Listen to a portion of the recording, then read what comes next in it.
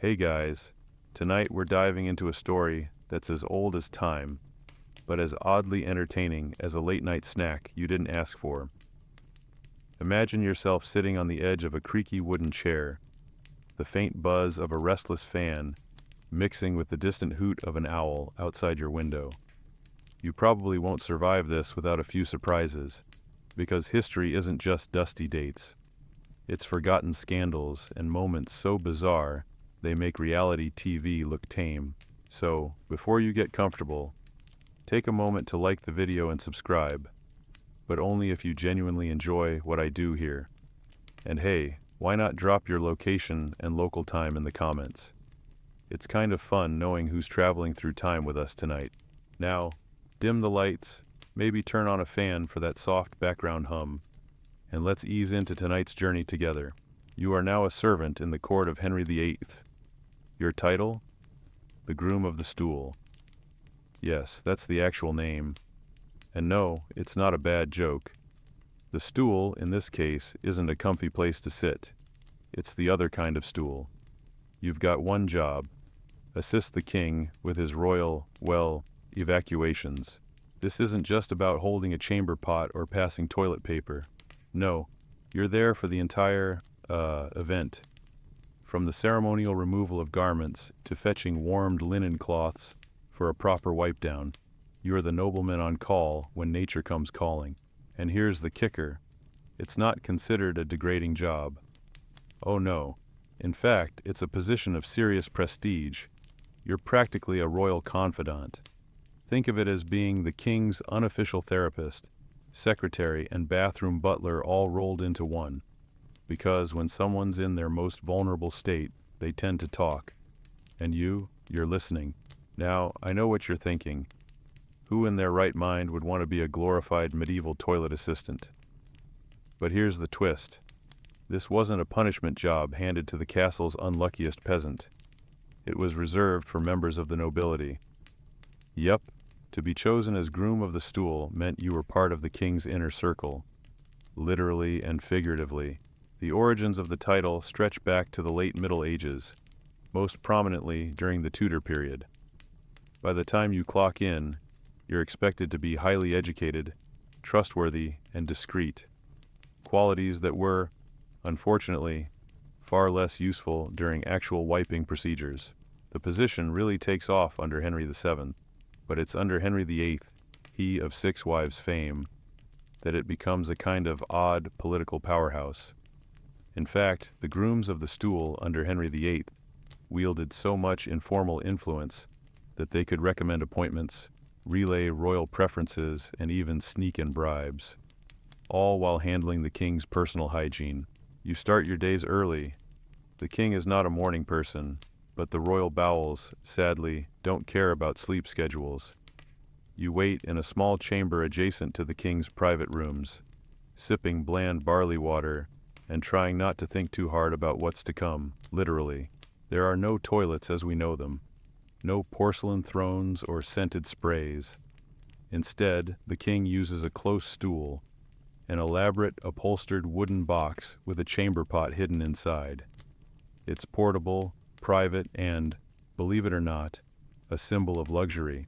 It's lined with velvet in some cases. Yes, velvet. The whole affair feels like a parody of itself, like a Renaissance-themed episode of a sitcom, but it's deadly serious. Your job is to prep everything in advance: clean linens, fresh water, aromatic herbs to mask the smell, and the most crucial tool in your kit, the wiping cloth. Linen, usually, soft enough for royal skin, yet sturdy enough to, well, you get the idea. And when the moment arrives, the procedure is ceremonial. You bow, you assist. You stay silent unless spoken to. There's an entire etiquette to it, a choreography of humility and discretion. Imagine trying to be invisible in the most visible of moments. You can't make jokes. You can't gag or grimace. You must maintain the perfect poker face. Because while the king may laugh at court jesters, he does not appreciate mockery during his morning constitutional.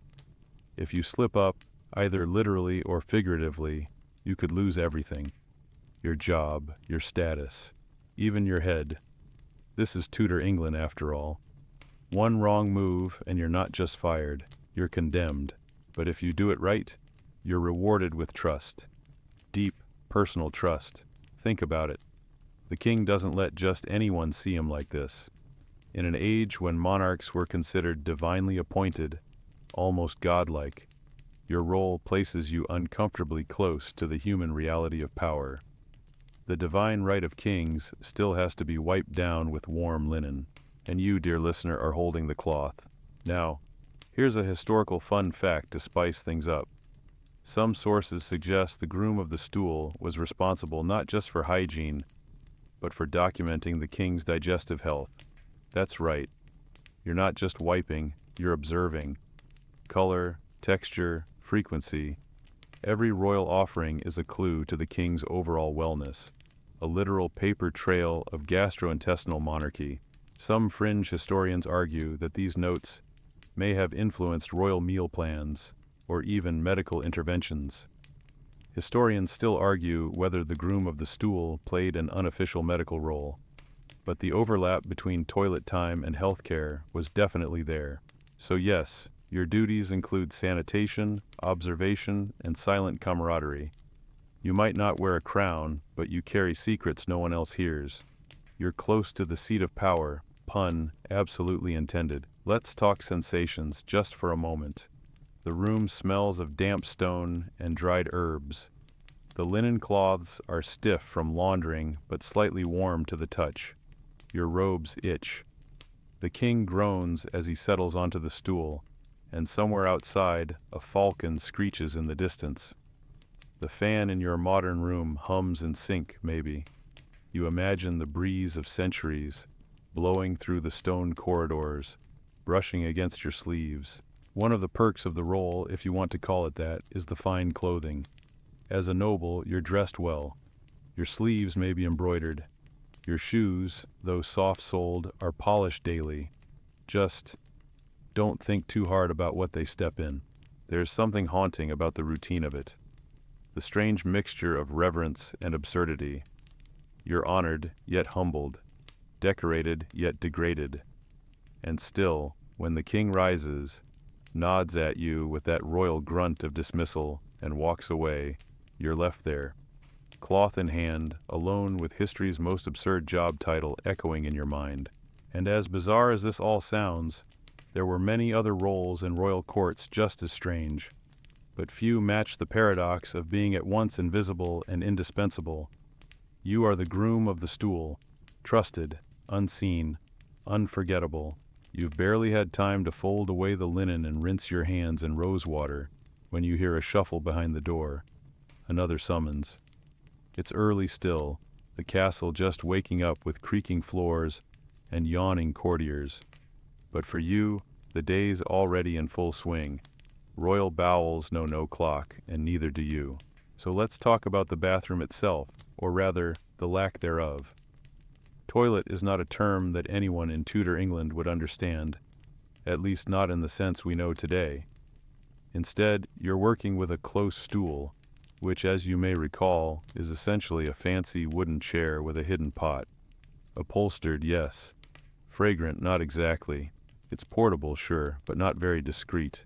The royal chambers may be decked out in rich tapestries and gilded furniture, but the sanitation situation is, let's say, less than ideal.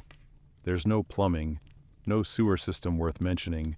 Waste is dumped manually, usually by someone of lower status than even you, which is saying something. Buckets, barrels, sometimes even directly out of castle windows. The phrase "gardez l'eau," French for "watch out for the water," wasn't a polite metaphor.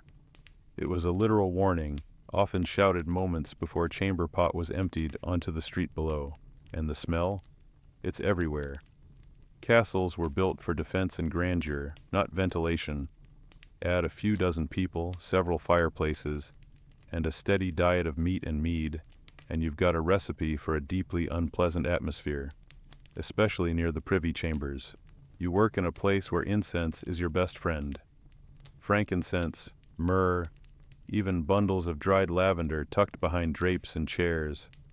Anything to combat the pungent evidence of human nature. And if the king's in a mood, which he often is, you'd better hope the odor doesn't offend him. Because offensive odors? Well, in this court, they could become political. Let's not forget the superstitions. Many in the medieval world believed that illness spread through miasmas, bad air, foul smells. So when you're helping the king with his daily release, you're not just doing a hygienic service. You're warding off evil humors. The logic may be flawed, but the belief is strong. Here's where things get particularly strange. The royal necessarium or garderobe was often located directly over a moat or cesspit. Picture it, a stone seat with a hole, positioned above a slow-moving pool of waste. A surprisingly popular design choice. But for someone like you, responsible for post-relief cleanup, even the most luxurious setup doesn't change the task at hand. Some monarchs preferred their close stool brought to them, privacy and convenience all rolled into one. Others had a designated chamber for the deed. Either way, you're there, waiting quietly, hands folded, trying to look respectful, while pretending you aren't about to engage in medieval toilet duty. And yes, the king talks. Sometimes casually, sometimes conspiratorially. The groom of the stool is a weirdly intimate role after all. You're probably one of the few people the king sees without a guard up, literally and emotionally. He'll grumble about nobles, rant about parliament, maybe even crack a joke. Henry VIII, for example, was known to have a crude sense of humor. And you? You laugh when appropriate, nod when required, and never repeat anything you hear. This might sound like the worst job in the castle, but ironically, you're the only one the king actually trusts. You handle his most private moments with discretion, and that earns you something rare in court, honest favor. Not flattery, not ambition, just silent service. That, and a very expensive embroidered robe you pray won't need laundering too often. And let's not forget the garments involved. Before any business is done, there's a whole ritual of unrobing. The king doesn't just lift a tunic and squat. He wears multiple layers. Linen undershirts, velvet overcoats, fur-lined capes. Removing these requires assistance, especially when urgency is involved. That's your job too. You learn to be quick but gentle, efficient yet respectful. One tug too hard, and you might tear a royal hem. One delay too long, and you risk a royal tantrum, followed perhaps by a sudden career change involving either a tower or an axe. Speaking of towers, there's an eerie story about one particular royal chamber. In the Tower of London, there's said to have been a special garderobe for imprisoned nobility, set above the cold stone moat, and still visible in the old ruins. Legend has it a nobleman once drowned when a wooden seat broke. True or not, it's a reminder that even the most mundane bodily function could carry fatal consequences in this era. Now, here's a quirky tidbit to dream about. Some royals were so concerned with proper bathroom behavior that they employed astrologers and physicians to determine the best times for bowel movements. Yes, truly. The stars would decide when it was safest for the king to relieve himself. So you naturally had to be ready whenever the heavens gave the signal. There's even documentation of Queen Elizabeth II having a special close stool, lined with crimson velvet and studded with golden nails. Which makes you wonder, was there a groom of the stool for queens? Spoiler, we'll get to that in a later section. But rest assured, even the most regal behinds sat upon handcrafted luxury. The daily cleaning ritual is also worth noting. Linen cloths are boiled in herbs, chamomile, mint, maybe thyme, before being dried in the sun. They're reused, of course. No disposable wipes in the 1500s. And that basin of warm water you carry? It's carefully prepared, often scented with rose petals or orange peel. Partly to soothe the royal skin, mostly to keep the experience tolerable for all involved. And while your face remains placid, internally you're cycling through mental checklists. Is the stool lined properly? Did you replace the basin? Is the linen folded just right? Have you made eye contact at exactly the right moments? Not too much, not too little, because etiquette is everything. It's not just about wiping, it's about being invisible and indispensable at the same time. In fact, there's an old saying among courtiers, the closer to the stool, the nearer to the throne. And it's truer than you'd think. Some grooms of the stool ended up with lands, titles, and enormous influence. One even became the Lord Chamberlain. But all of them shared one thing in common. They knew the king better than anyone, and not just in the unfortunate anatomical sense. Back in your modern room, you may glance toward your fan, still humming steadily, and feel a strange sense of calm.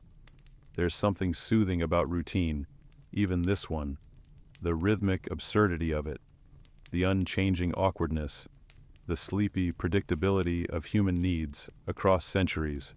You are the silent shadow of royalty, the keeper of cloth and confidence, every day the same, yet full of tiny, hilarious perils. You carry a towel and 1,000 secrets, and the day's only just begun. Let's say you're not born into the job, because most weren't, not directly. So how exactly does one end up wiping the royal rear? Well, first off, forget everything you know about resumes. In the Tudor court, you don't apply for the position of groom of the stool. You're chosen. It's all about noble birth, family connections, and a delicate blend of loyalty, luck, and perhaps just enough stomach for the, more intimate aspects of the role. You come from a noble family, likely one with land, titles, and a desperate need to keep in the king's good graces. Your father, maybe a baron, nudges the right elbows and flatters the right egos. Maybe your uncle once brought the king a particularly fine hawk. Whatever the reason, your name ends up on a short list of trusted young men of good breeding and quiet mouths. And from there, fate takes over. Suddenly, you're summoned to court. You think it's a call to glory, a post near the king, prestigious, important, worthy of heraldry. You're right, kind of, but not in the way you expect. The Lord Chamberlain takes you aside, clears his throat, and explains with a tone both reverent and uncomfortable. You've been selected to serve as the groom of the stool. You try to nod politely while your stomach flips. Now, remember, this is still considered a good thing. You don't show disgust, you don't flinch, you thank him, you bow. And later in private, you probably sit in your chamber, staring into the fire and wondering how on earth this became your life. There's no official training manual, of course. The court works on mentorship, tradition, and a whisper network of ceremonial knowledge. A departing groom might give you tips, or not, depending on whether he wants to curse you with ignorance or help you avoid the worst surprises. Your first few weeks are terrifying, not because of the work, though, yes, it's daunting, but because of the proximity to power.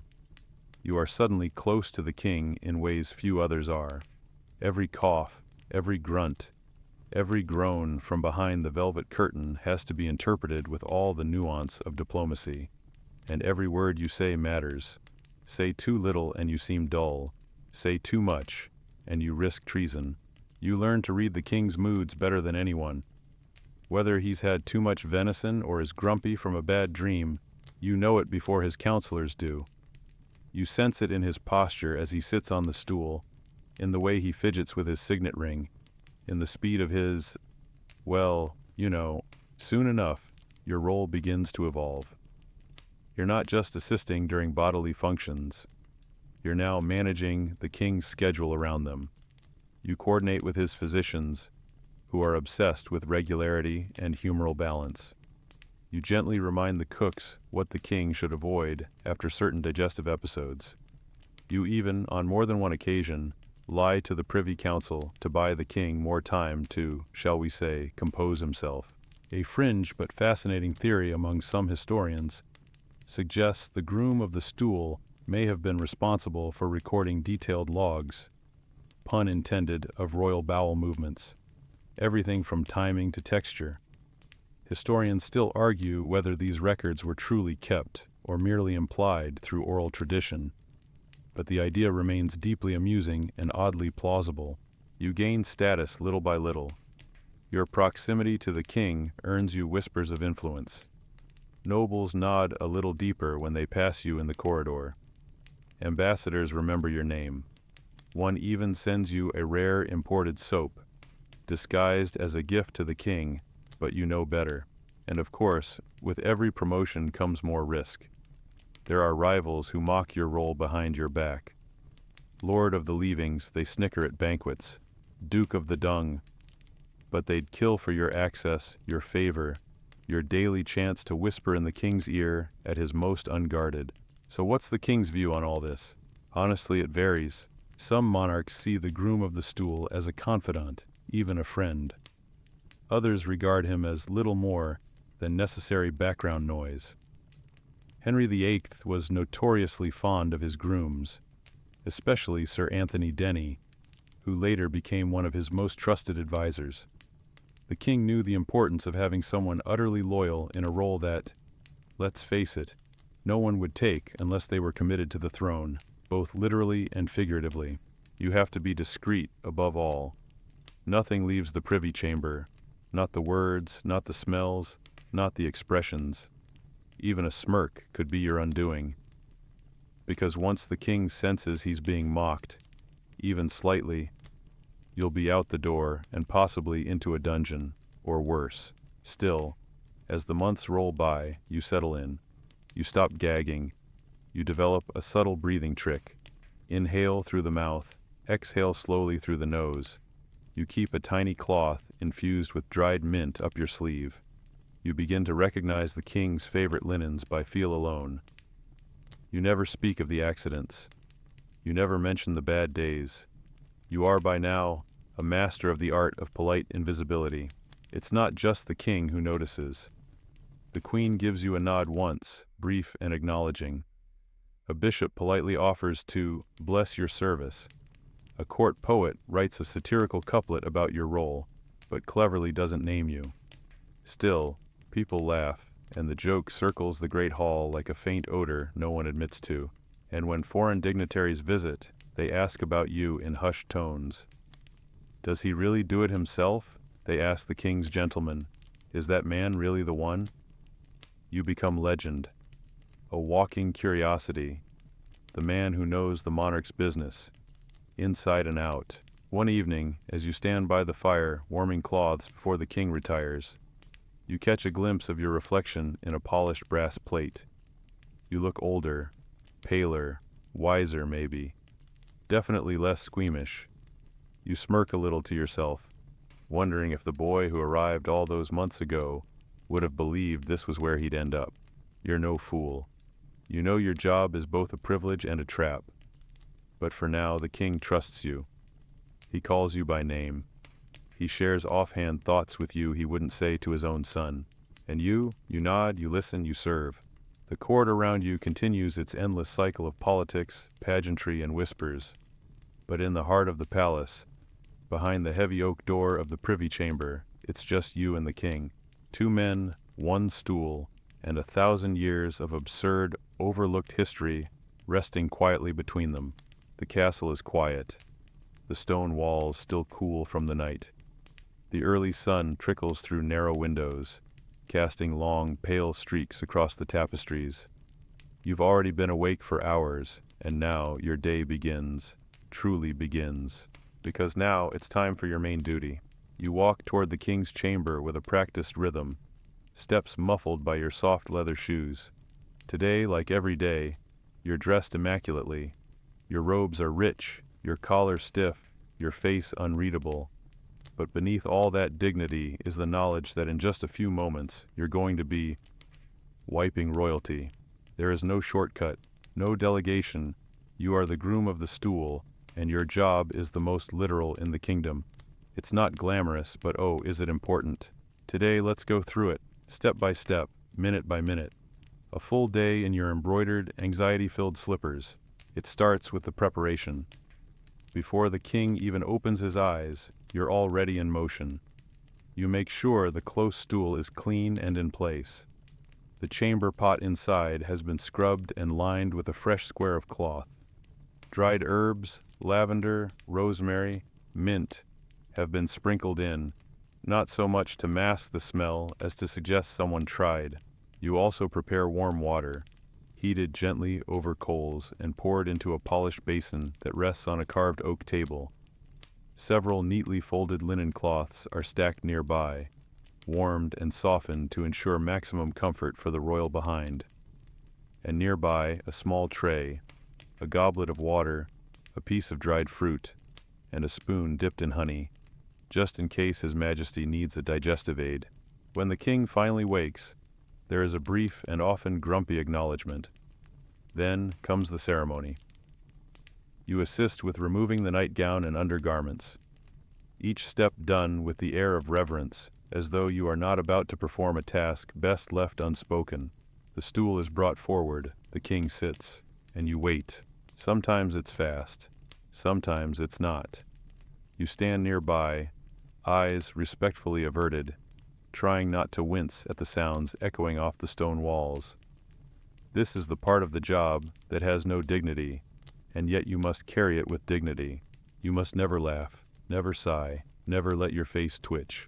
Because remember, in this strange little world, you're not just helping someone use the bathroom. You're performing a daily ritual that reflects the power structure of an entire empire. The groom of the stool is not just a servant. You're a symbolic mirror of the monarch's humanity. Eventually, the task concludes. The king rises, or sometimes stays seated, issuing commands as casually as if he were at a council meeting.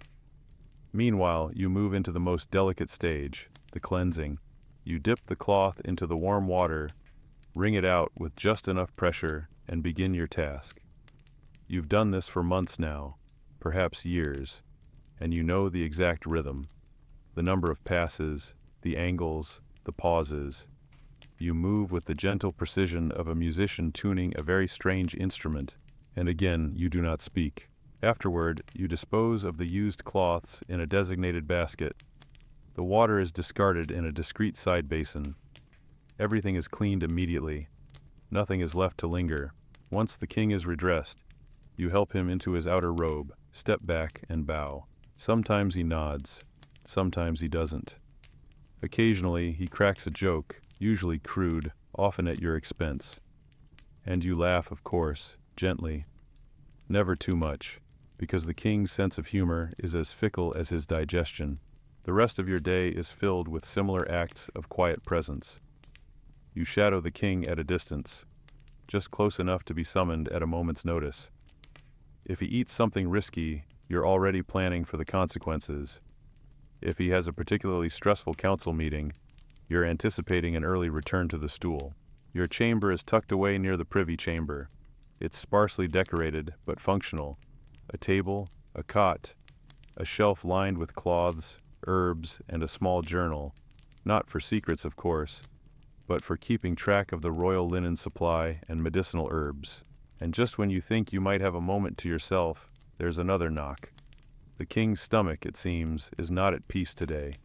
Maybe too much pork at supper, or maybe it's the ale. Either way, you're back on duty. You begin again. The second time is quicker. The king is irritable, and the process is hurried, but still the steps are followed. The water, the cloth, the disposal, all done with the same quiet grace.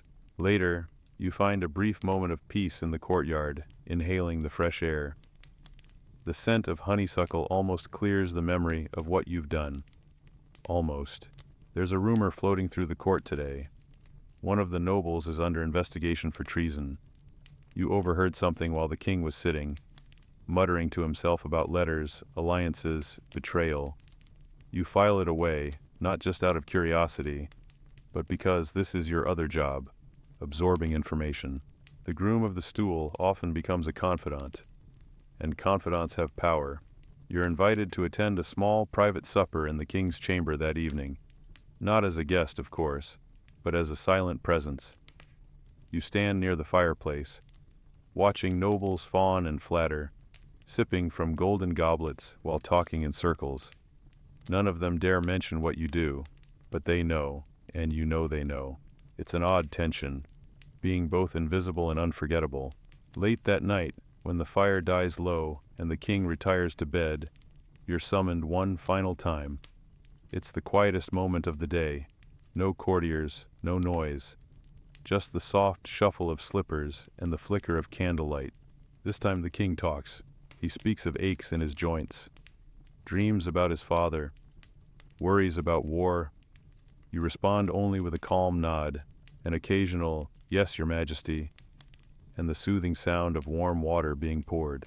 You wipe away more than just the mess. You absorb the weight of a monarch's burdens, an intimacy no counselor can match. And then, you help him back to bed. He's silent now, already half asleep. You bow, extinguish the last candle, and step out into the stone corridor, where the cool air smells of wax and moss. Your day ends, like every day, not with applause, but with the faint creak of a closing door. You return to your chamber, wash your hands one last time, and sink into your cot. Outside, the wind rustles the ivy on the walls. Somewhere in the distance, an owl hoots. You stare at the ceiling, eyes heavy, mind quiet. You've cleaned the king, heard his secrets, witnessed the absurdity of power, and tomorrow you'll do it all again. So you've learned the steps, mastered the rituals, and survived the odors. But have you ever stopped to wonder, what exactly are you using to do all this wiping? Let's take a moment to open up your finely carved cabinet and explore the tools of your curious trade. First up, the cloths. These are not your average rags. No, the royal bottom deserves the best. Each cloth is made of finely woven linen, soft yet sturdy. Some are infused with herbs, chamomile, lavender, and marjoram, depending on what the royal physician recommends that week. One particularly prickly winter, they even tried rosemary and cinnamon. Not because it helped anything, but because it made the chamber smell vaguely like a roast goose. Not unpleasant, really. The cloths come in varying thicknesses. Some are for wiping, some are for padding, some are for what you might call a second opinion. The king's skin is delicate after all, and must not be irritated. You have to balance effectiveness with softness, a skill you probably never imagined mastering, and yet here you are. You fold them just so. There's a method. Everything in your kit has a place and a position, like a surgeon's tray. It's not medical, but it feels like it. Linen cloth, water basin, herbal mixture, drying cloth, and an emergency scented pouch, just in case things go off the rails. Now let's talk about that water. You don't just use any old bucket of it. It must be warmed to a precise temperature. Not too hot, not lukewarm. You've probably scalded your fingers more than once checking it, but by now your fingertips are thermometers. The basin is silver or brass, always polished. The shine is both practical and symbolic. In a world full of shadows and secrets, even toilet water gets a touch of splendor. And what's added to that water? That depends. Rose water is popular. Sometimes vinegar is added for cleansing properties, based on the medieval belief that acid kept disease at bay. Occasionally, honey finds its way in, supposedly for its antibacterial qualities. Though honestly, it just makes your hands sticky. You once had to explain to a courtier why your fingers smelled of beeswax. That was a fun conversation. Oh, and don't forget the bum roll. No, not a pastry. This is a soft ring of fabric, like a miniature cushion, meant to elevate the king ever so slightly for better wiping access. Comfort meets utility. There's also a fringe theory among more fringe historians that these were perfumed, possibly with musk or sandalwood. Historians still argue whether bum rolls served any practical function beyond posture support. But let's be honest, no one's asking the groom. Then there are the gloves. Ah yes, your thin, finely stitched linen gloves. You can go barehanded, and sometimes you do, particularly when delicacy is required. But gloves add a layer of psychological comfort, if not real protection. At least they give you the illusion of boundaries, which in your line of work is comforting. Now brace yourself. There's a comb, not for hair, but for garments. After the king is cleaned and dressed, it's your job to ensure that nothing, no wrinkle, no fold, no suspicion of stain, remains in the royal linens. The groom of the stool may not handle the laundry, but he certainly polices the presentation. You keep a kit of scented items as well. Think of it as medieval Fabrizi, pressed herbs in small linen sachets, meant to be carried in your sleeve or tucked into corners of the chamber. They smell of thyme, sage, and a sharp floral note that might be hyssop. Not quite pleasant, but distracting enough to do the trick. And now, brace yourself for the oddest entry in your toolbox, the dragon pot. This was a term used, half jokingly, half seriously, for an unusually large lidded chamber pot that bore a carved dragon or beast on the side. Intimidating? Maybe. Symbolic? Certainly. The dragon was thought to guard the royal waste, a reminder that even excrement, when it belonged to a monarch, was somehow worthy of protection. On a lighter note, once there was an incident involving a chamber pot with a lion's head carved on the lid. A visiting noble mistook it for a decorative box and tried to lift it. Let's just say he ate dinner standing that night. The king laughed until tears streamed down his cheeks. You laughed too, quietly in the background, cloth in hand. But perhaps the strangest item in your arsenal is a small wax tablet and stylus. You use it to note any observations. Discreet, subtle, and utterly serious. Color, consistency, odor, all indicators of royal health. You're not a physician, but in many ways, you're a first responder. You know when something's off before anyone else does. One day you notice a change, a difference in the routine. The cloths come away with a strange tint. The king looks pale. He doesn't speak much. You make a note on the wax tablet, erase it, then note it again. Later, you whisper a careful sentence to the royal physician. A day later, the king is put on a restricted diet. You saved him. No one will ever know, but you do. That's the power hidden in your daily tools. It's not just linen and lavender, it's information, intuition, influence. Now, let's talk superstitions, because in your world, even a cloth has meaning. Some believe that the wiping cloth must be folded a certain number of times to ward off misfortune. 3 folds, never 4. 4 is unlucky, associated with death. There's also a bizarre belief that if you drop a cloth before the king sits, it foretells betrayal. You've seen men go pale over a fallen square of linen. And honestly, you've started to believe a little yourself. You clean your tools obsessively, not just for hygiene, but for ceremony. Every cloth smoothed, every basin rinsed, every herb arranged with care. There's comfort in the routine, a rhythm to the ridiculous. The more absurd the task, the more precise your execution. One day, a junior servant stumbles into your chamber. He sees the neatly laid cloths, the scented water, the folded robes. He opens his mouth, then closes it. Finally, he asks, "Do you really do all that? Every day?" You smile just a little. "Every day," you say, "because you do, and because it matters." In the modern world, your toolkit would be tucked away in a janitor's closet. But here, in the castle, it's something else entirely. It's a symbol of trust, a badge of surreal, awkward honor. And if you listen closely, really closely, you might just hear the whisper of the tools as you lay them out. Linen brushing linen, water lapping the edge of a basin, a faint note of thyme, sharp and herbal, lingering in the air. You've wiped away what the world leaves behind. But you've also built something strange and lasting with your hands. Dignity, ritual, and the quiet echo of power, folded neatly in a cloth. If your tools are the brush and canvas, then the king's diet is the chaos that splatters the paint. You wake each day already knowing how your morning is going to go, based entirely on what the king devoured the night before. Because while your title may be prestigious, it doesn't shield you from the hard reality that a royal meal is your worst enemy. Let's start with the basics. Kings eat a lot, like an obscene amount. Medieval banquets aren't known for their subtlety.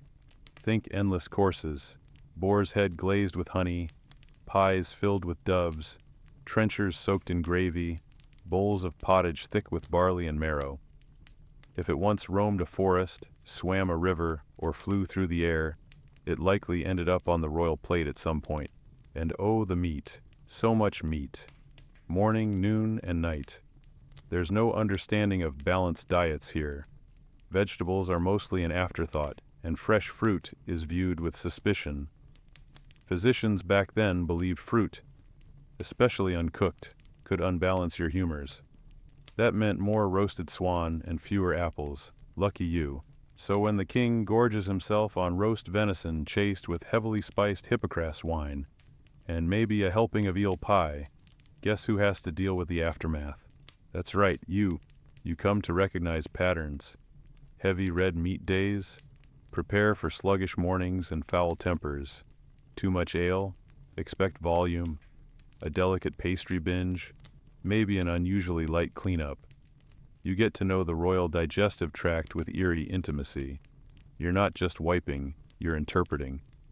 Reading the body like a scroll, with your linen as the pen. One of the strange and frustrating things about the medieval diet is that it was designed more for show than for function. Rich foods meant wealth. Spice meant power. Sugar was so precious it was locked away. The more elaborate the dish, the more powerful the king appeared. Of course, no one mentioned that these same dishes created a digestive landscape so treacherous, it made your job feel like battlefield triage. And let's not even start on the cheese. The king loves cheese, all kinds. Aged cheddar, bloomy rind, soft cheeses, crumbly goat's milk wedges imported from the continent. He claims it sharpens the mind. You suspect it does the exact opposite to his bowels. There's a particular day burned into your memory.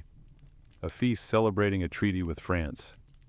The king ate so much pickled herring, blood sausage, and almond blanc mange, a sticky sweet mush that somehow both sloshed and crumbled, that he didn't rise until nearly noon the next day. When he did, well, let's just say it was your Everest. You burned sage for 2 hours after. And here's the kicker. The king is proud of his appetite. It's almost theatrical.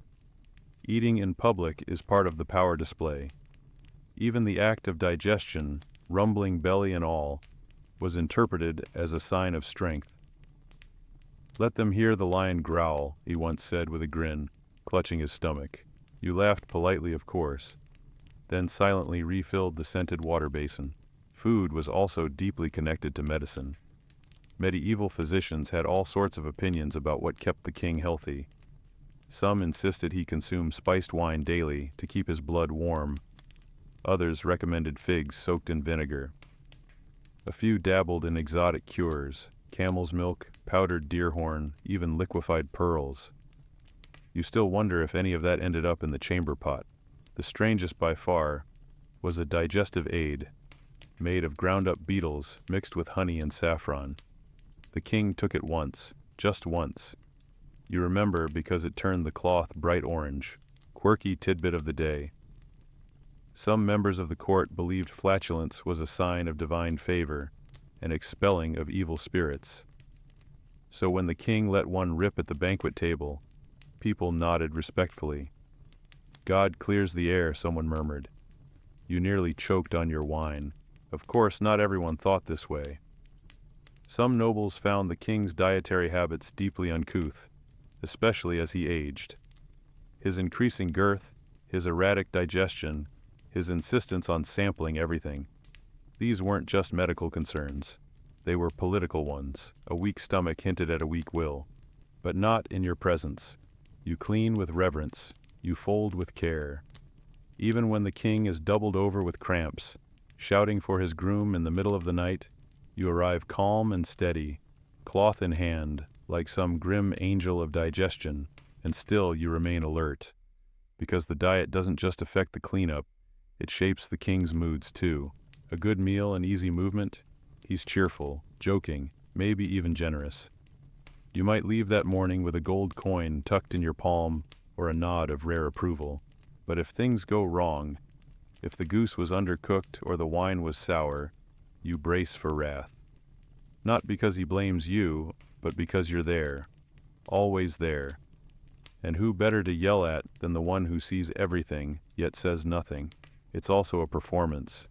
The king is always aware of who watches, even in his most human moments. He farts, then laughs, daring anyone to react. You don't. You've trained your face to be a mask. The other courtiers flinch. You stay still, because the show must go on, even when the theater smells like spoiled trout and boiled cabbage. Historians still argue whether the king's diet was designed more to impress or indulge, but either way, you're the one stuck with the results. And sometimes those results are artistic. You once described a particularly rough morning's cleanup as impressionist. A private joke, whispered to yourself. Blues, browns, and a surprising flash of red from beetroot pie. The king never noticed your smile, but you carried that joke with you all day like a secret amulet. There's an irony here. The king's plate, glittering with jewels and gold trim, tells one story. The stool afterward tells another. Riches in, reality out. You're the bridge between both. The keeper of the curtain pulled back. Sometimes, late at night, you wonder what would happen if the king truly knew how much you understood. How every feast was followed by a reckoning. How each course was a prophecy written in gravy and grease. You imagine a version of history where kings consulted their grooms before their chefs. Perhaps skip the boar tonight, Your Majesty. Let's try a little broth, maybe a carrot. It's laughable, of course. You say nothing, always nothing.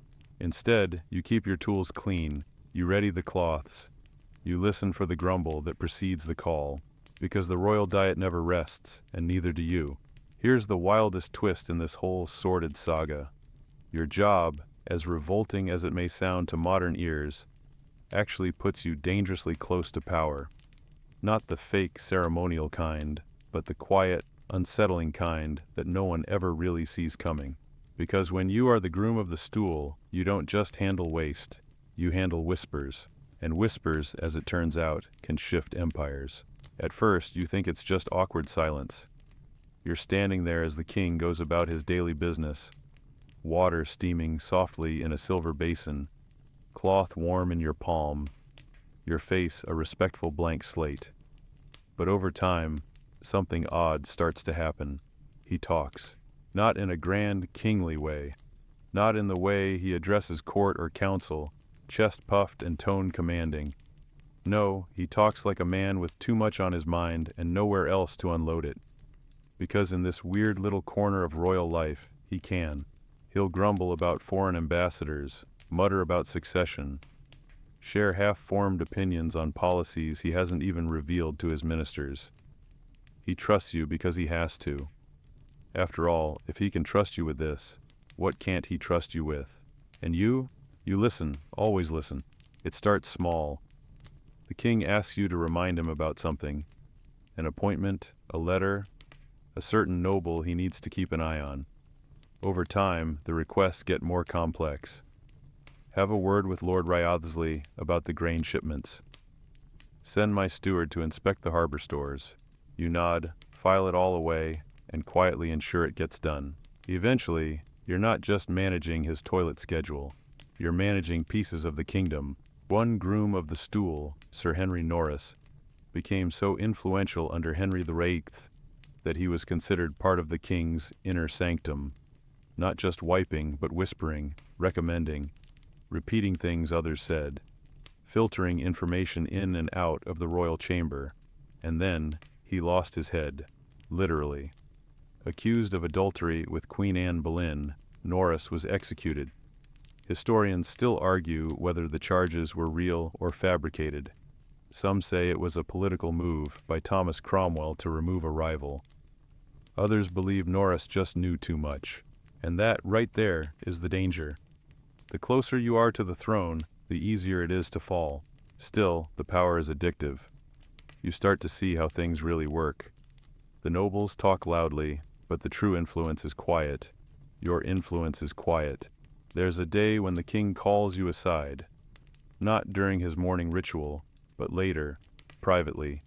He tells you about a noble he suspects of treason. He wants you to observe. Not spy, exactly, just watch. You're terrified, of course, but you nod. And just like that, your job expands, from stool to statecraft. And you realize your job has always been political. Because in this court, access is power. And no one has more access than you. You're there when the king is vulnerable, when his guard is down, when he's ill, when he's frightened, when he's too exhausted to keep pretending he's more than just a man who needs help wiping. And in those moments, he lets things slip. Important things. There's a moment, quiet, foggy, just after a storm, when he confesses a fear. Not about battle or betrayal, but about his own son. He's not strong, the king says, eyes distant. He's clever, but he won't last. You don't respond, you just nod. And he continues. Maybe it doesn't matter. Maybe we're all just delaying the fall. You say nothing, but you remember. Later, at council meetings, you see him speak with fire and certainty. No hint of that earlier doubt. And only you know what he's really thinking behind that polished mask. That's power, the kind no title can give. The kind no one knows you have until it's too late. You start getting approached in corridors. A passing lord nods a bit too eagerly. A foreign ambassador slips you a folded parchment. Just some reading, he says casually. And always, there's the soft threat underneath it all. The implication that you know something, that you could say something. You don't.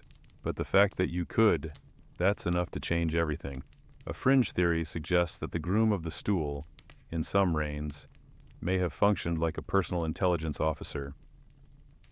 Historians still argue whether this role formally included surveillance duties, but informally, absolutely.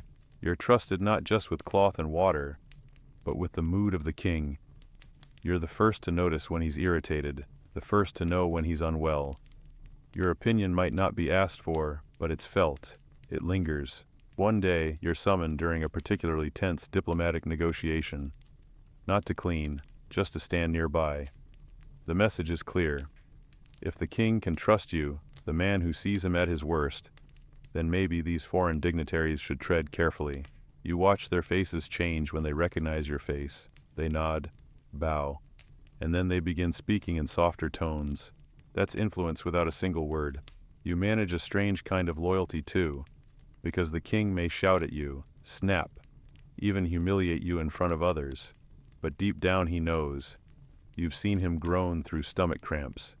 You've helped him when no one else would dare come near. You've carried his dignity through the most undignified moments, and handed it back to him clean. It's an unspoken bond. You protect him even from himself. But of course, the risk never leaves. You hear things you shouldn't. Know things others would kill for.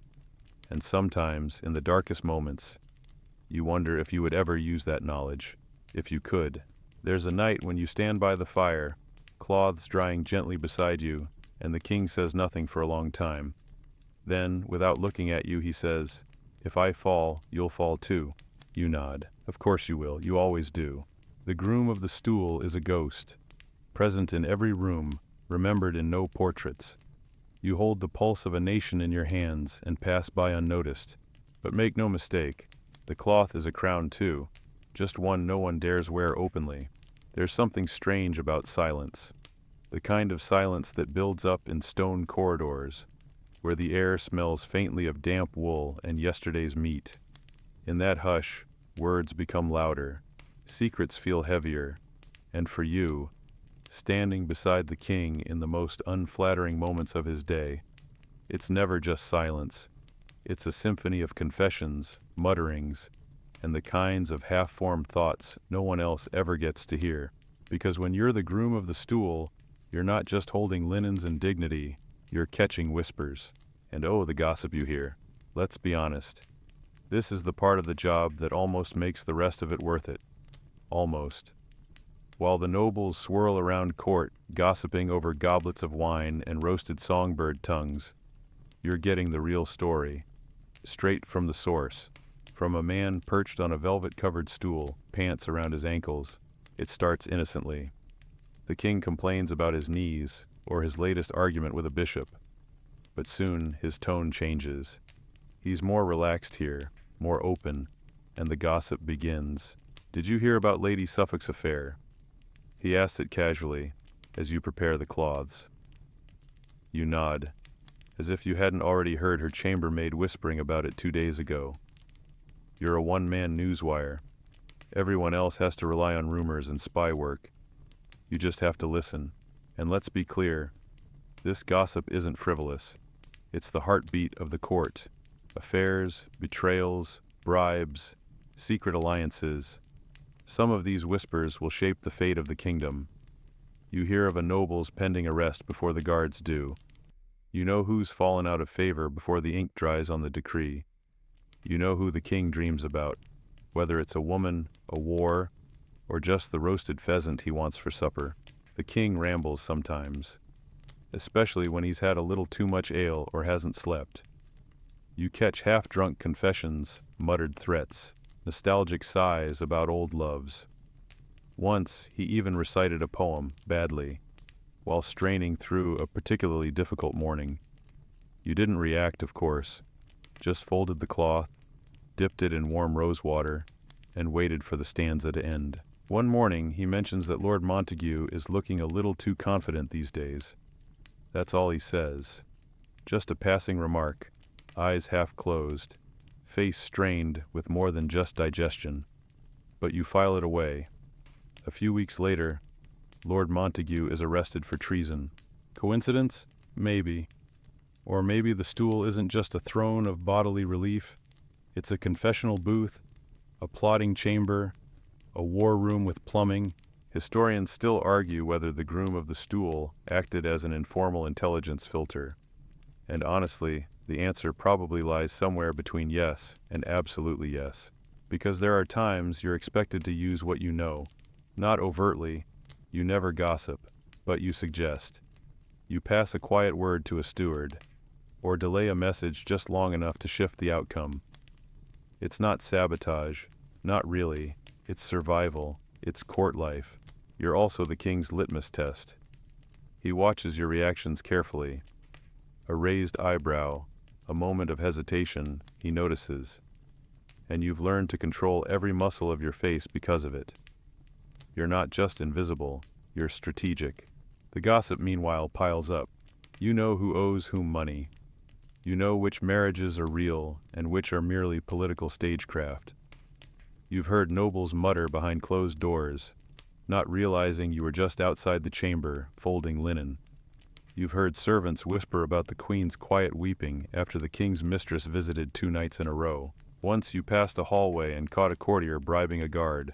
Just a quick slip of silver, a nod, and a promise. You said nothing, but you remembered. Always remember. Sometimes the king asks you what you hear. It's a test, of course. He wants to know what makes its way to your ears, and what you'll share. You choose your words carefully. Offer harmless pieces of court drama. Avoid anything sharp, because giving too much truth too easily, that's a dangerous game. But once, just once, you tell him something real. You mention that Lord Audley's manservant has been meeting with a French envoy. Late at night, near the chapel. The king goes quiet, says nothing.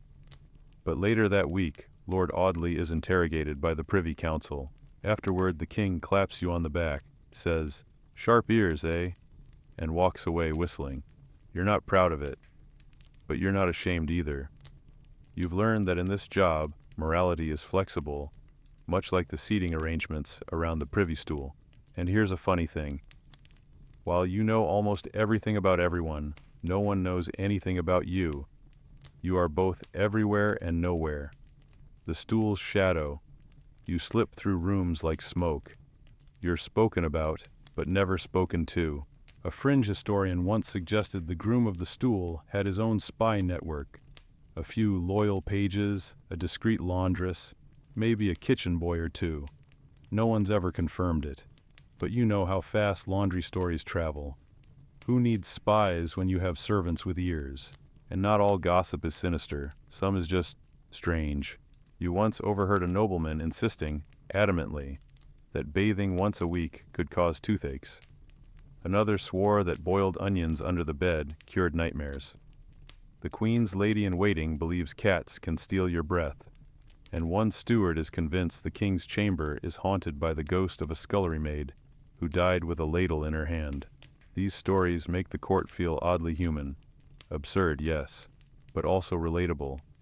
You've seen the great and powerful sit on the same stool, red-faced and groaning, just like any peasant.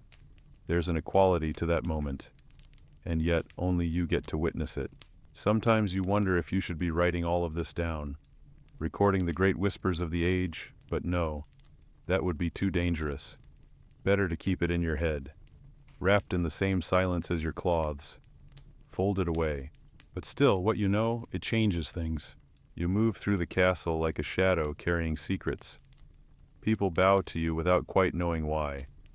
They smile too long, they speak too quickly, because maybe, just maybe, you've heard something. And the funny thing is, you probably have. It's easy to forget, in the thick stone walls of the palace and the gilded robes of royalty, that beneath it all, everyone is still just a sack of bones, blood, and questionable decisions. Even kings, especially kings. And being this close, wiping close, you become acutely aware of one terrifying truth. The royal body is as fragile, as flawed, and as fearfully mortal as anyone else's. Maybe more so. Because for all the feast day grandeur and lion-like roars in the throne room, behind the velvet curtains of the privy chamber, there are groans, cracks, oozes, there are smells, and sometimes there's blood. You start to notice it before anyone else does. The king winces more often. His stools are slower, darker. The linen comes away red or pale or unnervingly soft. You see it all. You don't comment, not directly, but you clean more carefully. You heat the water a little warmer. You switch to the softer cloth. You are the first alarm bell. No one says this. No one puts it in a royal decree, but they should. Because the job doesn't just carry embarrassment, it carries risk. Disease isn't a rumor in this place, it's a guest. And in your line of work, it's seated right beside you. Let's start with the obvious. Sanitation in the medieval world is, at best, medieval. There are no antiseptics, no soap as we know it, just water, herbs, and prayer. The idea of germs hasn't been born yet, and miasma theory reigns supreme, meaning people believe bad smells cause sickness, which, to be fair, sometimes isn't far off. But you're in the eye of the storm. Every time you kneel with your basin, every time you handle the cloth, you're risking contact with infections that have no name and no mercy. Dysentery, cholera, tuberculosis. You may not know the terms, but you know the signs. The sweat that comes with no fever, the trembling hands, the mottled skin. The king catches something once. A slow, rumbling illness that strikes his belly and won't let go. He spends days on the stool, pale and gasping. You never leave the room. You sleep sitting up. You boil cloths constantly, change the basin water every hour. You speak only when spoken to, and still you start to feel it. The tightening in your own gut, the sense that something inside you isn't quite right. You've caught it. And here's the truth they never put in the title. Being groom of the stool doesn't just mean being close to power. It means being expendable. No matter how much the king trusts you, if you fall sick, you fall silent. You're replaced, quietly. Your name erased faster than a whisper. You recover barely. A physician tells you it was a stomach imbalance, offers you a leech and a thick syrup that tastes like burnt mint and despair. You nod, take the medicine, and never speak of it again. But from then on, you're careful, obsessively so. You start boiling everything. You mix vinegar with the water. You add garlic to the cloths, just in case. You request new gloves, thin silk, but layered. You keep a clove-stuffed sachet tied beneath your robe. It stings your nose, but makes you feel protected. There's talk at court of plague in the southern ports. People start burning more incense. The chapel is fuller than usual. Even the queen keeps a posy of lavender tucked into her sleeve. And you? You begin keeping your distance when not required. You time your presence carefully. You step back just enough to be safe, without seeming rude. Still, you can't escape everything. One afternoon, a page rushes into your chamber, breathless. The king, he needs you, now. You know that tone, not a normal visit. You hurry, enter the privy chamber. The king is slumped, sweat rolling down his forehead, eyes glazed. His face is a color you've never seen. Around him, the room smells of sour fear. You move fast, support him, fetch water, signal for the physician without making a sound. And all the while, your hands move, familiar, practiced, calm. Because this is what you're trained for, not just wiping, managing crisis. Later, the physician diagnoses it as spoiled fish. But you know better. Something darker lingers in his system, something ancient, patient, and cruel. And you know it won't be the last time. Quirky tidbit. During the plague years, some royal physicians insisted that wearing a dead weasel around the neck could ward off infection. Others swore by powdered emeralds or vinegar-soaked sponges held under the tongue. None of it worked. But belief? Belief is a powerful salve. There's a period when court becomes paranoid. Every cough is suspect. Every shadow under the eyes a harbinger. You wash your hands so often they crack. You switch out cloths mid-clean, just to be safe. You avoid eye contact, conversation, breath, and yet you remain. Historians still argue whether the groom of the stool had a role in diagnosing illness, or just reporting symptoms. But one thing is clear. Your knowledge is intimate, clinical. You know the signs of decline better than the court physician, because you see them before the robe is tied. You once warned the physician carefully, "His Majesty seems more strained than usual." He nodded, dismissed you. 2 days later, the king collapsed. You didn't say, "I told you so." You simply brought extra cloths and warmer water. Some days, you lie in your narrow cot, staring at the cracked ceiling of your chamber, and wonder how many kings have died like this. Not in battle, not by sword or betrayal, but slowly, from within, surrounded by gold and velvet, but powerless against their own bodies. And you wonder how many grooms like you were there, holding the basin, witnessing the decline, because for all the absurdity of your job, all the jokes and the gossip and the courtly sneers, this is the part no one talks about. The groom of the stool is also the one who sees the king die, before he dies. Not just the breath leaving his lungs, but the slow retreat of strength, the softening, the slump in the shoulders, the winces, the pauses between steps, the silences during meals. You see the power drain, one privy visit at a time, and in those moments, you are more than a servant. You are a sentinel, a witness, the last to see the monarch truly human.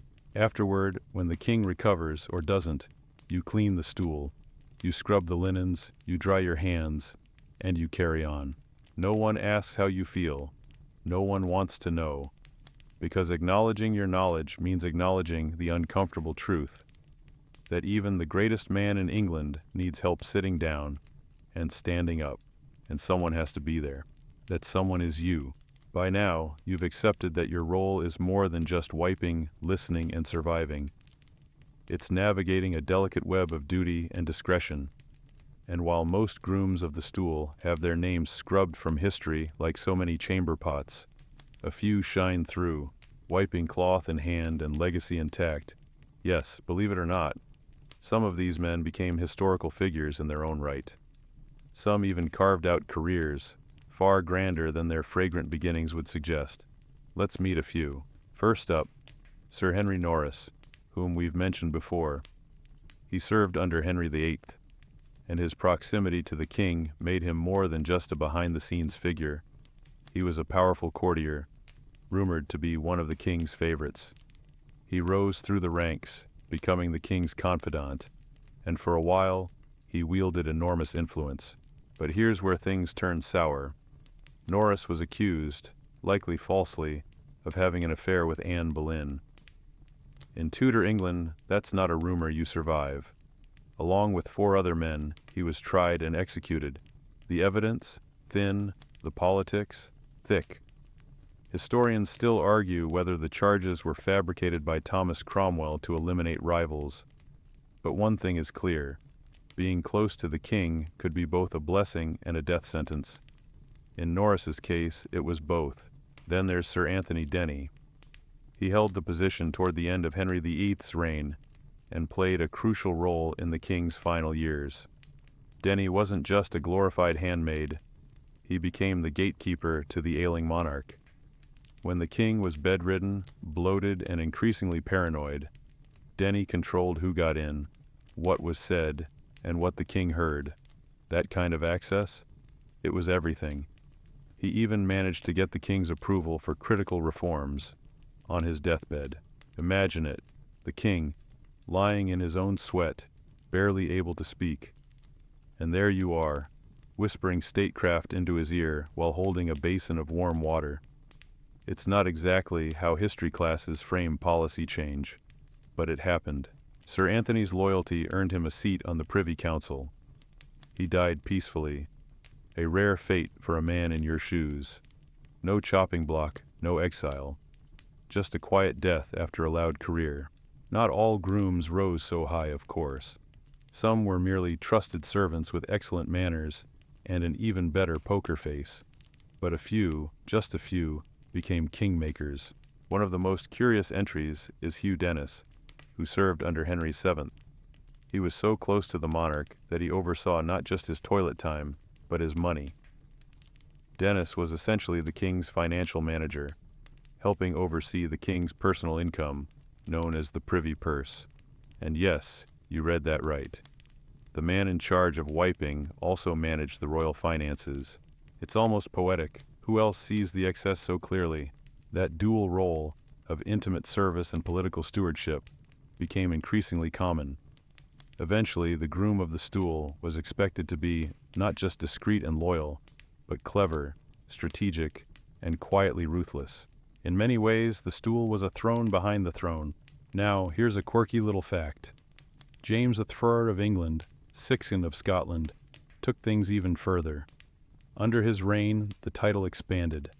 The groom of the stool became the gentleman of the bedchamber, absorbing even more duties, dressing, advising, even standing nearby during state discussions.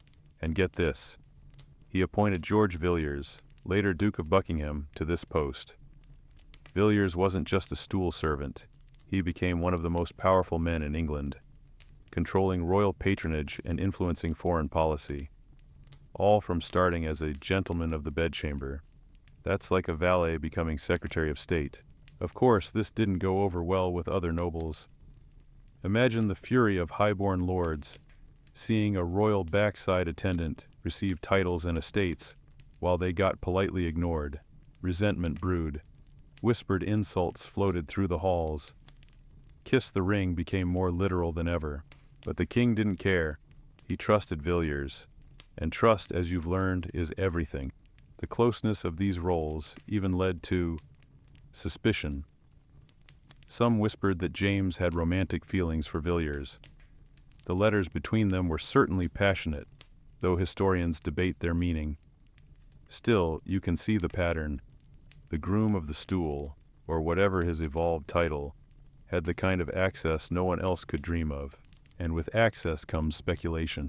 You begin to realize something strange. While most people in the court try to be seen, jockeying for attention, flattery, and proximity, you survive by being unseen. You don't interrupt. You don't perform. You simply exist beside the power source. Constant, reliable, necessary. The people who sit in meetings and shout policy, they come and go. But you're always there. And that breeds a different kind of influence. The soft kind, the real kind. One morning, the king chuckles mid-wipe and says, "You know me better than my own wife." He doesn't mean it romantically. He means it literally. No one else is there when his knees shake, when he's doubled over in pain, when he's muttering about death. That's all you. The stool, you realize, is not just a symbol of bodily function. It's a symbol of vulnerability. And in the medieval world, where monarchs were supposed to be divine, invincible, God-touched men, vulnerability is the one thing no one else is allowed to witness, except you. That's why these grooms of the stool rose so far. because kings needed someone to see the cracks and keep them sealed. It's not about the cloth, it's about the trust. You keep secrets for a living. You hold more than basins, you hold burdens. Every single one of these men did the same. The famous grooms were the ones who mastered that delicate art, staying close enough to matter, but never so close they burned. You wonder sometimes what became of the ones who failed, the ones whose names aren't remembered. Did they speak when they should have stayed silent? Did they listen a little too closely? Did they let the gossip slip, even once? The answer is probably yes, and the price, steep. Because when the king trusts you with his most private self, there is no going back.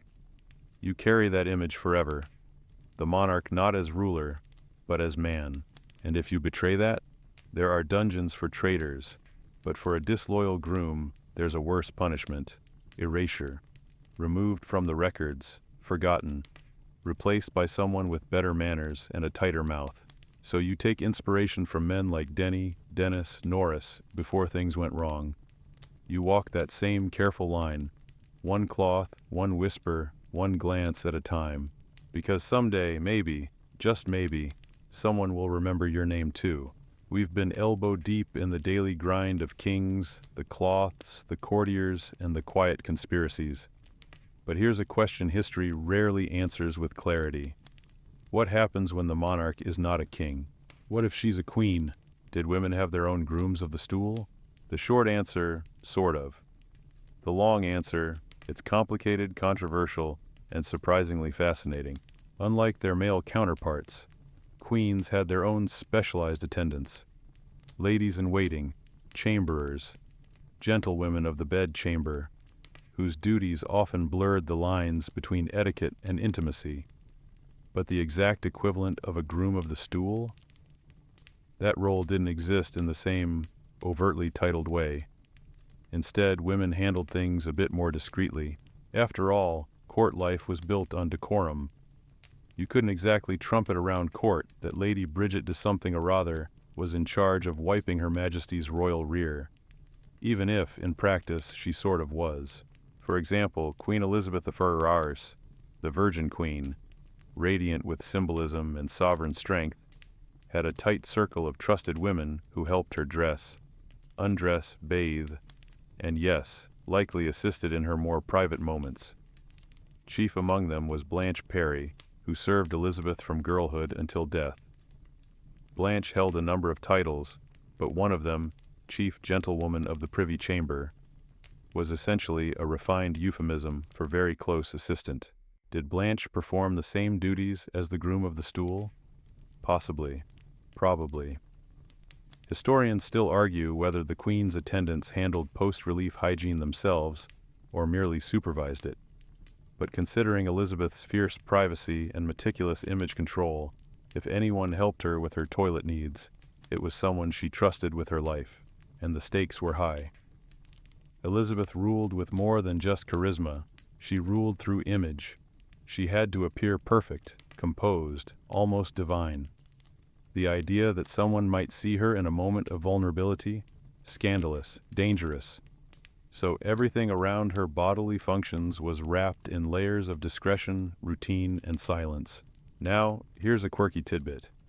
Elizabeth had a custom-made close stool covered in crimson velvet and brass tacks, just like the king's. Except hers was surrounded by a small phalanx of ladies who ensured everything was clean, perfumed, and above all, unnoticed. That's the big difference. Where kings turned bodily functions into ceremony, queens turned them into secrecy.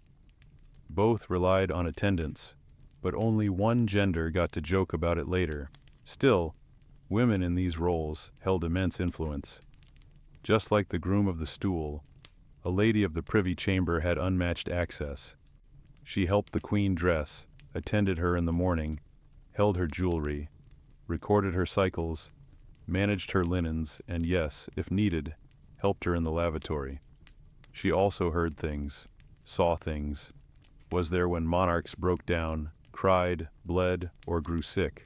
There's a record of Catherine Cat Ashley, Elizabeth's beloved governess and later senior chamberer, having knowledge of Elizabeth's most intimate struggles.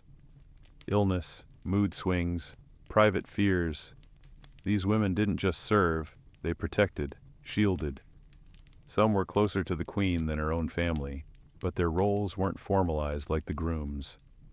Their job descriptions didn't include perform ceremonial wiping with warmed linen. Their power came not from title, but from proximity. And perhaps that's what makes the women's side of the story even more compelling. They operated in whispers, not robes. While men strutted about the court with honorary titles, the women did the real work, silently, invisibly. Of course, that invisibility came at a price.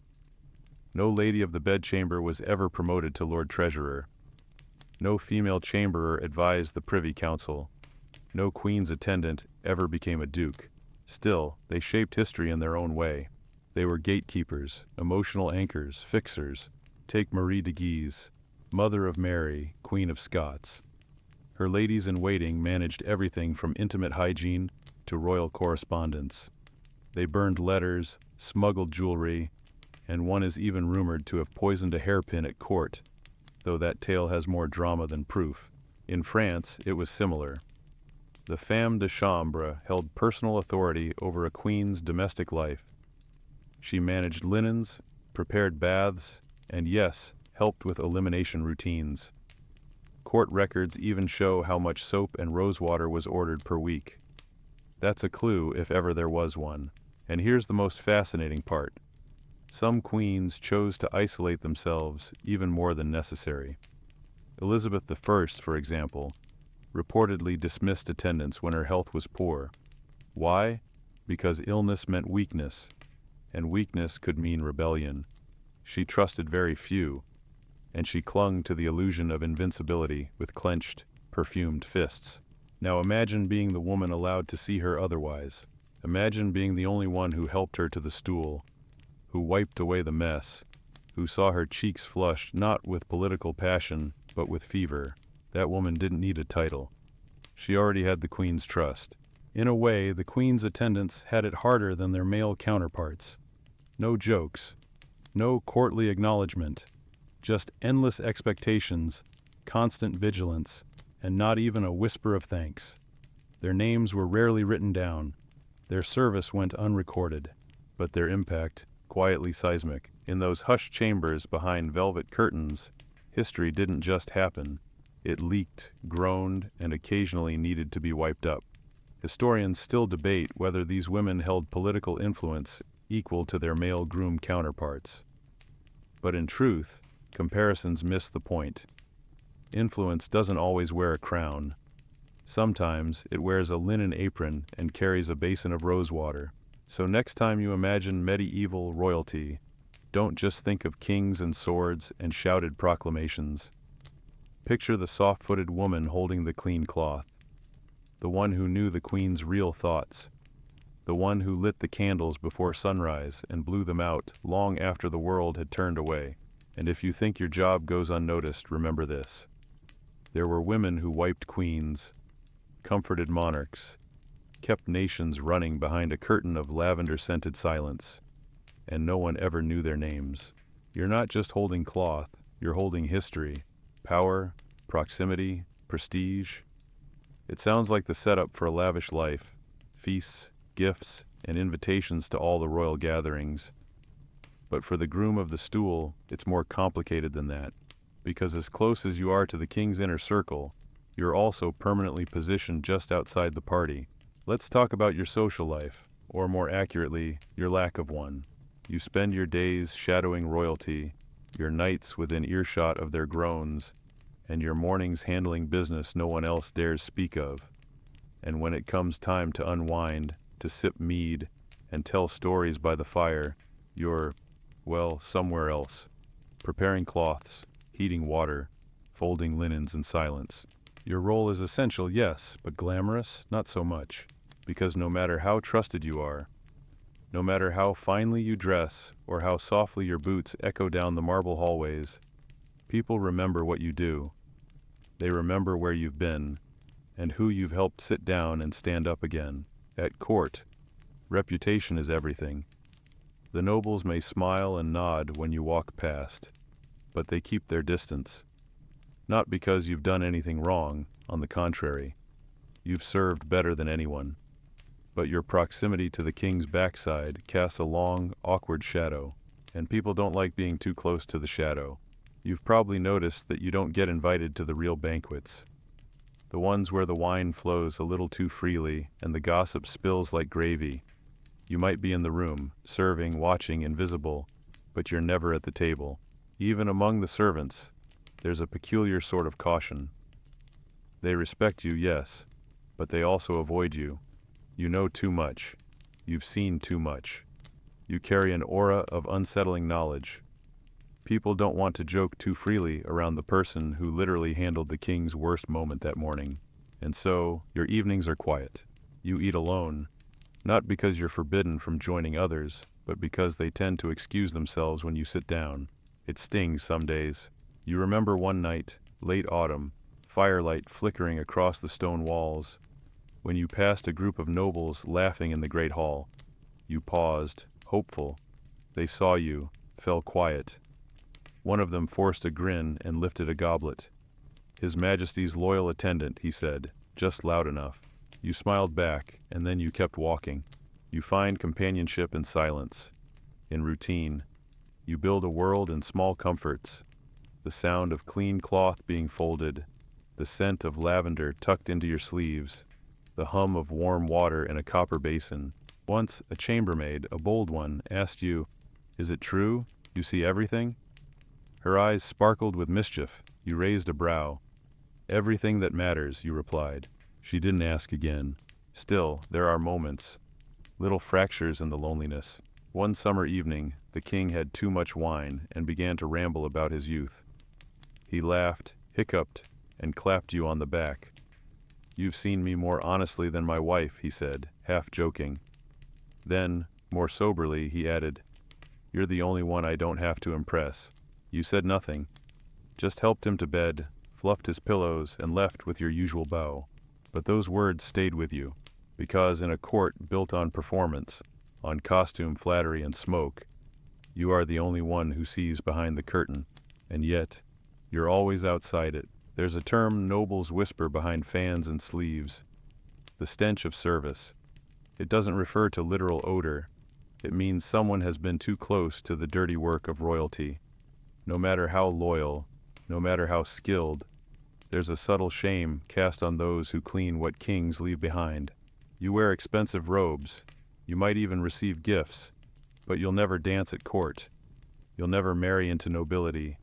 Your name might be known, but only in context, like a tool or an accessory. Oh, him? That's the groom. You know, the one who... They trail off, everyone understands. Historians still argue whether the groom of the stool enjoyed elevated social status, or remained marginal despite his influence. And the truth? It's both. You're vital and invisible, trusted and shunned. A paradox in polished shoes. There's also the awkward matter of envy. You have the king's ear. That makes you dangerous. Other courtiers don't know what you've heard. They can't guess what secrets have passed from mouth to mouth over the hum of a straining monarch. So they avoid you. Not just out of discomfort, but out of caution. Better not to offend the one person who could whisper their name into the king's ear at the worst possible moment. And let's not forget the rumors. You've probably heard a few whispered behind tapestries or exchanged over half-full wine cups. That one knows too much. He's got the king under his thumb. I heard he delivers messages from the stool itself. They're wrong mostly, but that doesn't matter. Rumors in court are like fleas on a hound, small, irritating, and hard to kill. You swat them with silence, but they always return. So you learn to live in the liminal space, close to the fire, but never warmed by it. Part of the court, but never truly in it. You find your peace in rhythm. You wake before the sun, fold cloths, heat water, wipe royalty, listen to secrets, store them away. You walk the halls with quiet steps. People nod, look away, you nod back. You have no friends, not really, not in the way others do, but you have something else. You have purpose. You're the one constant in a castle full of changing faces. Kings rise and fall, courtiers shift like wind, but you endure. The stool waits for no one, and you answer. It's a lonely life, but it's yours. And in a strange, quiet way, you matter more than anyone else ever will. There's a joke, half whispered in the servant halls, that the only way to retire from being groom of the stool is in a box. It's not exactly wrong, because this job, this strange, ceremonial, strangely powerful, and quietly humiliating job, doesn't come with a retirement plan. You don't hang up your wiping cloth and ride off into the sunset. You don't open a cozy inn or teach court etiquette to nobles in training. You either die in the role or you disappear from it. Let's talk about endings. Because in the Tudor court, and really in most medieval monarchies, an ending rarely comes gently. And if you're the groom of the stool, your proximity to the throne makes your departure all the more delicate. You serve at the king's pleasure, and that pleasure can shift like wind. One day he may call you my most loyal servant, clasp your shoulder warmly, and ask you to fetch his slippers. The next, he may suspect you've shared too much, flinched at the wrong moment, or simply become too familiar. And in a world where even a sideways glance can be interpreted as treason, you can imagine how fragile your position really is. The easiest path out of the role is a royal death. When the king dies, your service, at least to him, ends immediately. There are protocols, of course. You may help prepare the body. You may be dismissed politely, with a purse of coin and a promise of peace. But don't get too comfortable, because once your royal's gone, the new king doesn't always want the last king's stool man. He may appoint his own, someone younger, more loyal, less tainted by the secrets of another regime. And suddenly, you're not just jobless, you're a liability. Even worse, you may be summoned for questioning. After all, you were there, every day. You heard things, saw things, and now, those things could matter. You're called to the council chambers, asked about letters, asked about what the king said in his final days, asked who he trusted and who he didn't. You answer carefully, you speak with grace, but your fate? It hangs on the breath of a new monarch, and you don't even know if he likes the same scented linen. Historians still argue whether grooms of the stool were actively removed after succession or quietly reassigned. But one thing's clear, they often vanish from record just as quickly as they appeared. Now, if you're lucky, truly lucky, you're granted land, a manor, a title, something to keep you comfortable in your aging years. A few manage this. Sir Anthony Denny, for example, retired with wealth and grace, having kept the king's trust to the bitter end. But that's the exception. More often, things end with less ceremony, a quiet dismissal, a new chamber built farther from the center of power, a slow drifting away from royal affairs. One day you're called less, then not at all. Your linens are taken, your basin cleaned and shelved, and you're left to watch from a distance as your replacement bows with perfect form. Sometimes the end is swifter. Take Sir Henry Norris, yes, again, who had the grave misfortune of being too close to both King Henry VIII and Anne Boleyn. His supposed affair with the Queen, which was likely fabricated, led to his arrest, trial, and execution. Not because he failed in his duties, not because he did anything wrong, but because he was convenient. You're never just a man with a cloth. You're a pawn, a threat, a symbol. And symbols are easy to break when the crown feels unstable. There are darker tales. Rumors of grooms imprisoned, tortured, even murdered under suspicion of leaking secrets. These stories are rare, yes, but not impossible. When a monarch rules with paranoia, even a linen folder can become an enemy. And then there's the quietest death of all, being forgotten. You leave, maybe with coin, maybe with silence, maybe with a limp from a fall down a stone staircase you suspect wasn't accidental. But once you're gone, you're gone. The court moves on. The throne continues to turn, and you become just another name scratched into the ledger of royal necessities. A quirky tidbit. Some grooms requested permission to retire to monasteries, places where silence was not only accepted, but expected. A perfect final chapter for someone whose life had been built on knowing everything and saying nothing. Of course, that didn't always work out either. When monasteries were dissolved, those grooms were kicked out just like the monks. Imagine, you've wiped royalty, you've served faithfully, and now you're sharing a room with sheep and baking your own bread because history had no exit plan for your career. You once overheard a young page whisper, "I'd rather be a rat catcher than the groom of the stool." You almost laughed. Almost. Because you've seen what happens to rat catchers. And at least they don't end their careers standing in front of a suspicious council with no allies and too many secrets. Sometimes you think about faking your death, starting over somewhere far away, but even then, you'd never really escape it. Because once you've stood in that chamber, held that basin, seen what you've seen, it never leaves you. Even in sleep, you remember the king's voice, the way he slumped after a bad meal, the secrets muttered under candlelight, the blood on the linen, the laughter, the weeping, all of it carried with you, until the end, because while the job doesn't end easily, it does end. And whether that's with a title, a trial, or a quiet retreat into obscurity, it always ends the same way, alone. You pack your cloths one last time, you pour out the final basin, you walk out of the castle, boots worn, robe faded, hands steady. You don't look back. No one says goodbye. The door closes behind you, and the stool waits for someone else. Time moves strangely in royal courts. Power changes hands, monarchs die, dynasties shift. But somewhere along the twisting corridors of history, the groom of the stool disappears. Not with a bang, but a slow fading. A soft, linen-wrapped retreat into historical footnote. Let's trace that vanishing act, shall we? By the time the 17th century rolls around, England, and indeed much of Europe, is undergoing massive changes.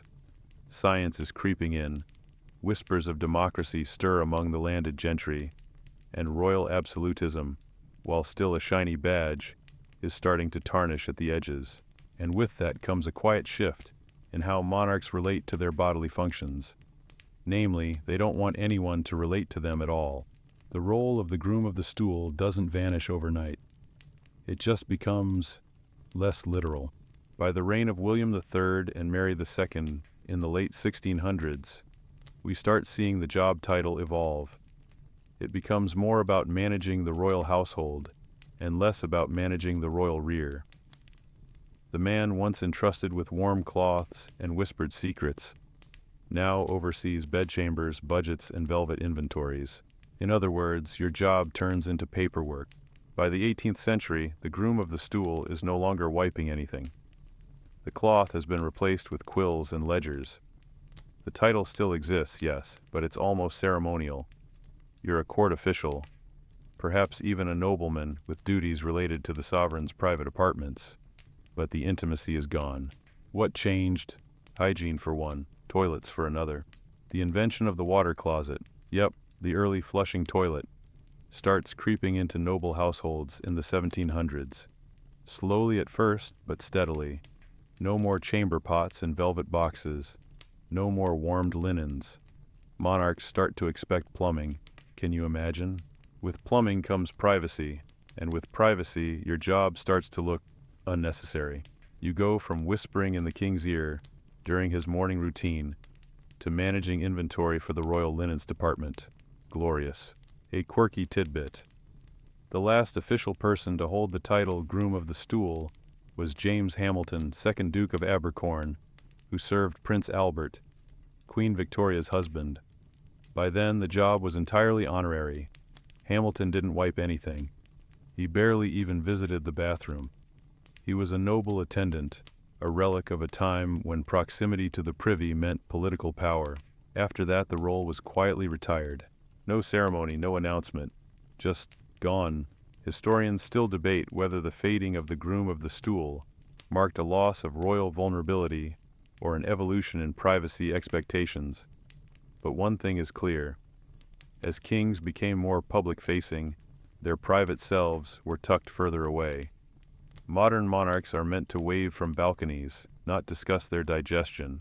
Still, echoes of your role linger. Let's be honest.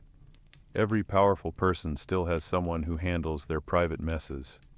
The royal press secretary who cleans up scandals. The personal assistant who deletes unfortunate texts. the fixer who silences rumors before they bloom. In a strange, modern twist, the groom of the stool didn't disappear. He just changed costumes. Today, you might be a chief of staff, a special advisor, a director of internal affairs. Fancy names for people who carry the same burden. You clean up what no one else wants to touch. You know the secrets. You're trusted, but only until you're not. Sound familiar? The parallels are everywhere. Every CEO has a right-hand fixer. Every politician has someone who knows what really happens after the cameras shut off. These people still live in the same paradox, essential but invisible, respected but never truly embraced. You even see the job echoed in healthcare. The nurse who cares for a powerful man after surgery. The caretaker who hears the moans and wipes away shame with compassion. These aren't medieval grooms, of course, but they carry the same quiet grace. They are the hands that hold dignity when dignity falters. So no, the groom of the stool didn't vanish. He evolved. Slipped into the modern world under a different name, carrying the same weight with new tools. Sometimes you wonder if history lost something when the role faded. Not the wiping necessarily, but the rawness of it, the honesty. When a king had to be cleaned, helped, dressed by someone he trusted, it reminded everyone, especially him, that power was just a mask over flesh. That behind the crown was a man with aches, indigestion, and dignity that could be lost with one bad meal. Maybe that made monarchs more human. Maybe it made them more careful. Or maybe it just kept their feet briefly on the ground. But now, kings and queens are distant, polished, scripted. Their human side is managed, controlled, spun by PR machines. No one sees them cry in the chamber. No one stands beside them at their weakest hour. Everything's hidden behind closed doors and designer curtains, and something in that feels lonelier because, as you know, there was a strange comfort in the old ways, in knowing that no matter how grand the banquet or how terrifying the war, each morning still began with a bow, a basin, and a cloth. Now that's gone. The stool's been stored away, the basin dry, the cloths folded and forgotten in some museum drawer. You wonder if anyone remembers the weight of it, the quiet rituals, the whispered truths, the way you moved through the corridors, not as a man of status, but as a man of certainty. You were never the loudest, never the most feared, but you were the one who knew, and though the world has moved on, part of it, deep down, behind the throne, in the silence between power and privacy, still echoes your steps. You were the groom of the stool, and nothing, plumbing, paperwork, or progress, will ever truly erase that. So now, after nearly 30,000 words of damp linens, royal groans, and centuries of silent service, we've arrived at the final, inevitable question. Would you take the job? Really think about it. You, standing alone in a cold stone chamber at dawn, arranging linen cloths like sacred relics. You, bowing in silence as a monarch shuffles to a velvet cushioned box filled with, not treasure. You, the invisible confidant, the keeper of smells, secrets, and sanity. It's easy to laugh it off. Who in their right mind would want to be the royal butt wiper? But dig deeper, it's not so simple, because the groom of the stool, for all the jokes and discomfort, held something rare. Access. Proximity. The kind of closeness that no title alone could buy. Kings trusted grooms with more than just cloth. They trusted them with silence, with vulnerability, with the parts of themselves no one else was allowed to witness. And that trust, it turned into influence. You didn't have to shout in council chambers or scheme over chessboards. You were always there, already listening. You had the king's ear, not metaphorically, but quite literally, as he muttered through clenched teeth and clenched everything else. You were the first to see trouble coming, the first to hear which nobles were out of favor, the first to know when the king's strength faltered, when illness crept in, when plans changed. Your role wasn't about cleaning, it was about clarity. And isn't that power in its most distilled form? Still, it came at a price. You sacrificed pride, companionship, even your own sense of identity. You became a symbol, loyal, silent, indispensable, and strangely untouchable. You had a title, but no true peers, a chamber near the throne, but no seat at the feast. Your role blurred lines between servant and advisor, between mockery and respect, between power and pity, and yet you remained. So ask yourself again, would you take the job? If the king called today, velvet robe swept over one arm, voice low and commanding, I trust no one else. Would you bow and accept? Would you trade ambition for access? Glory for truth? Would you stand at the edge of history, unseen but deeply woven into its seams? Maybe you would, maybe you wouldn't. But now at least you understand the weight of it. And maybe you also see how much of that strange, twisted dignity still echoes today. Because this role, the groom of the stool, wasn't just about waste. It was about presence. Being there, reliably, quietly, in the most human of moments. Every world leader still has someone like you. Not necessarily with a linen cloth, but with a calendar, a whispered reminder, a steady hand behind the curtain. Modern titles mask it better. Advisor, Chief of Staff, Director of Communications. But beneath it all, you're still cleaning up. You're still holding dignity when it falters. Still wiping history clean, one secret at a time. So, would you take the job? Maybe not. But someone will. They always do. And maybe that's the truest sign of loyalty. Being willing to kneel, to serve, to know everything, and say nothing. You fade now, like your ancient counterparts, back into the hush of candlelit halls and whispered footsteps. The stool is empty. The chamber is clean. The job for now is done.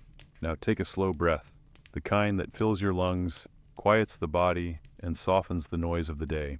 You've traveled far tonight, not in miles, but in centuries. From stone castles to candlelit chambers, you've walked in slippered silence beside royalty, folding linen and tucking away secrets in the dark. You've seen power not in crowns, but in closeness. Not in battles, but in whispered trust. Let your mind drift now, away from the weight of titles, the creak of royal joints, and the rustle of velvet robes. Imagine instead a quiet chamber. The fire has burned low, the basin is empty, the linen is folded. The candle gutters once, then goes still. Outside, the night hums. The wind carries the faint scent of lavender through the cracks in the wall. Your hands are warm. The silence is kind. Because here, in this moment, you've stepped out of history's noise and into its stillness. No duty, no worry, just rest. Let it wrap around you like soft cloth. Let your breath slow with the rhythm of the old stone halls.